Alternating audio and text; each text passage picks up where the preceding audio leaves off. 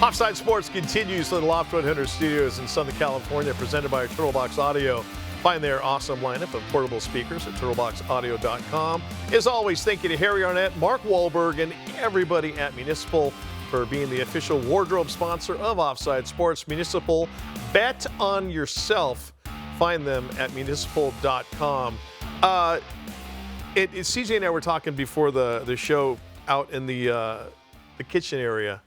And aside from, obviously, and we'll go in chronological order about the NFL games and the divisional playoffs, aside from the 49ers just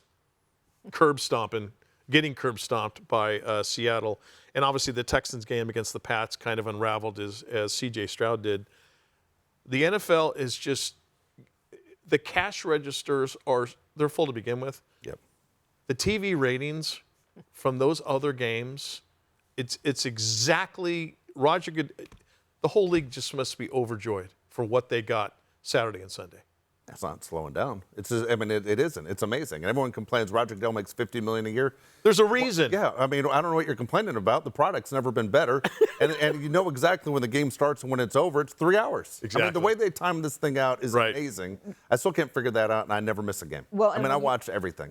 It's incredible. When we got 2 of the 4 games in overtime. Yeah.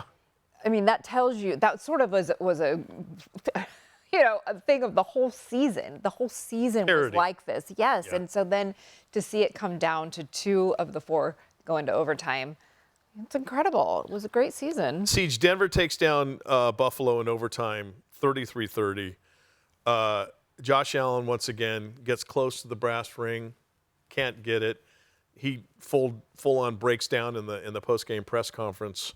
And then I don't know if this is insult to injury or he's happy about the move, but then the Bills fire Sean McDermott, their head coach. I personally, Dave, you thought this was going to happen. CJ, I did not see this coming. Yeah, the Bills were one of 4 teams ever to win a playoff game 6 years in a row. Yeah. And you think about that and you're like, well, yeah, but they didn't win the big one. And I think there's so many franchises out there that would rather have won a playoff game in 6 years in a row than be the Jets or be these teams that... Or be the Raiders. Yeah. Who, you're just like hoping for the number 1 pick. Now you're moving on from Sean McDermott. Where do you go? And you look around the league. John Harbaugh's gone. John Harbaugh's gone. There's been 10 coaching vacancies this year in the NFL. That's almost a third of the league. Yeah. And you think John Harbaugh's kicking himself? I don't know how John didn't see this coming. I swear, you look at the Buffalo Bills, and you could see the way this was going to shake out. This is one of the weaker Buffalo teams from what they had in the past. In years past, the Buffalo has spent a ton of money. One of those where you're watching as a fan of another team going, where's the money coming from? Because we've said it with the Dallas Cowboys for years, and eventually you have to pay the piper. Well, the Bills had to pay the piper. Their defense struggled this year. So we go, okay, if they have to win, and they went further than a lot of people thought, didn't matter. They didn't win when they had all the talent in the world, And so, Josh Allen might be the best player in this league. And when he cries, if I'm a Bills fan, I'm like, enough. Like, that doesn't make me feel anything else. You're making $50 million a year to win. Yeah. And you aren't winning. So go cry somewhere else. Go you got a cape on, Superman. Go cry in front of the camera. Nobody feels bad. You feel short. I felt bad. I did feel bad for Superman. I'm sorry, Dave. Oh, not me. I feel like he wants it so badly. He does. Everyone does. There are guys who play for the Saints that want it badly. He's emotional. That's okay. I don't think John Harbaugh regrets it, and here's why. Well, there's 100 million reasons why. He didn't even. Who knows what the Bills would have given him? But I think that he sees Jackson Dart. He's got this young quarterback that he can mold, and maybe that would be more appealing to him than going into somebody who's already been in the league a while now with Josh Allen. That's valid. It makes sense. Maybe he wants to develop this younger guy. Sorry, I don't mean to cut you off, CJ. Jackson Dart has 6 concussions as a rookie. When the phone rings, he might be at home answering the iron. We don't know what Jackson Dart's future is. Josh Allen might be the best player in the league. How can he not win the Buffalo job? I agree. He's solidified top quarterback in the league. That's hard to not take that job. Obviously, it wasn't there when he took the Giants job. But, Allie, I don't think I believe you when you say that you're rooting for Josh Allen. I think you were just queuing up that Denver Broncos text to us. Thank you. 100%. Thank you, CJ. You've just been all over them all year. And All year. credit to you because you really have. You guys, day 1, before week 1 of the NFL. I said, watch out for Denver. And you two laughed out loud. I've never forgotten it. And I was like, why are they laughing at me? 2 months ago. But I remembered every week as they kept winning. I knew, and as I saw Bo Nix get better. Now, this week could be a little different. He broke his ankle. Have you guys ever seen a team win and lose that fast? No. Like the Broncos? Win and then 10 minutes later lose? Yeah. We'll talk about the Broncos here in a second. Seahawks bludgeon the 49ers, 41-6. And the question for all three of you, and I was thinking about this, is this game different if Kittle, Bosa, and Fred Warner are completely healthy and in this game? Or was this, forget it, the Seahawks just, I mean, that was a steamroller. Yeah, it was always Seahawks by a million. This team is so balanced on both sides of the ball. Yep. Now, if Kittle's out there, obviously if Fred Warner and those defensive guys are out there, sure, the game might be a little bit closer.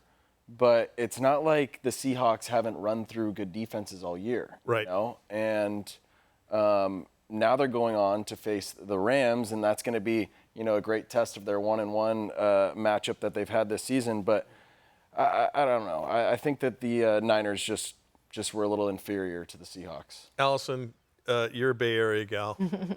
Who is it you made out with in the winery again? Matt Dillon? That's right. Well, and Nick Cage. And Nick Cage as Sorry. well. Oh, boy. Who is really Nick Coppola, if we want to get into it. Oh, boy. I love this woman so much because she just puts up with so much grief from everybody else on this show. Did you think 49ers had a chance? No, I did not. And I love the 49ers, but I did not think they had a chance. I think if you're asking about those particular players, I think one in particular, and that's Fred Warner. I think that really, really hurt them down the stretch. Now, they held their own week after week with all these injuries. They were amazing, but I knew when they got to the Seahawks defense is fantastic, and they weren't going to shut that down. C.J. Stroud picked a really bad day to have a really bad day. Patriots get past the Texans 28-16. And has your thoughts about him leading the team, getting the team over the hump, taking him to the next level changed based on what happened against New England? Oh, my thoughts have stayed the exact same. Ever since his rookie season, C.J. Stroud has struggled the last 2 years. If I'm the Texans, I'm very concerned. You have everything else. You got a defense that's insane. Everything else, Nico Collins, if he was healthy, maybe it helps out a little bit more. But sure. New England's really They tough lose to Dalton beat, Schultz early right? to tie it in with a calf injury. Absolutely. But as far as C.J. Stroud goes, because remember the talk at his rookie year, man, they made a mistake. Bryce Young shouldn't have been the #1 pick. Right now, Bryce Young's the better quarterback. C.J. Stroud, major question marks, and he's coming up in the years, Mike, where you have to say, is he a $50 million a year guy? Are you going to invest that money? Not now. Make a huge, yeah. Do you think it's mental with him that he's in his head now? I think, C.J. Allison, he absolutely got into, he could not get out of his head against the Patriots because it was just mistake. I was going to say, I think it was completely physical. I mean, it was like the first play of the game. He has like a little 5-yard out route, and he completely misses the guy. Yeah. Now, maybe he's not used to the elements. I mean, it's cold, and credit to the Patriots because Josh McDaniels in that offense, they just decided, when we don't have good field position, let's run the ball, maybe get a first down on third down. But they're like, hey, we'll run, punt all day long and just play the field position game because they can't move the ball on us. Yeah. And we don't want to give the ball away to them in negative territory and give C.J. Stroud an actual chance at scoring. Allison, the Bears and the Rams in a classic there at New Soldier Field. Rams in overtime, 2017.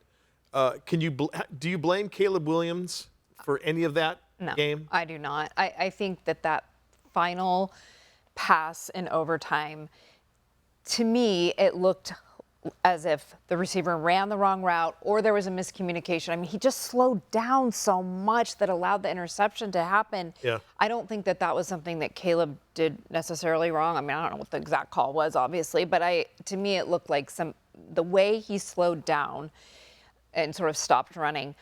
But can we just talk about that touchdown to get it to overtime? Oh, I mean, I was in a restaurant and the people I was with and the entire place, most of the people there were Rams fans, but the entire place exploded. I mean, no one had ever seen, he's running backwards. I'm like, what's he doing? And then touchdown. Hey, he threw a 50-yard, 14-yard pass. He did.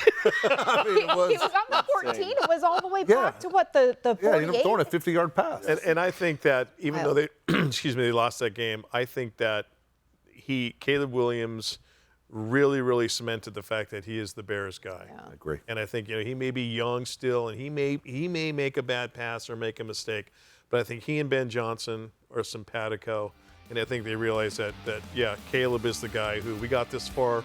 We'll go farther next time. There's a new sports tech out there called Tap to Interact from the company Digitize Your Brand. Their CEO, Rich Stein, and I caught up yesterday and talked about this technology and how it's growing in the sports and entertainment industries. My conversation with Rich is next as Offside Sports continues right after this.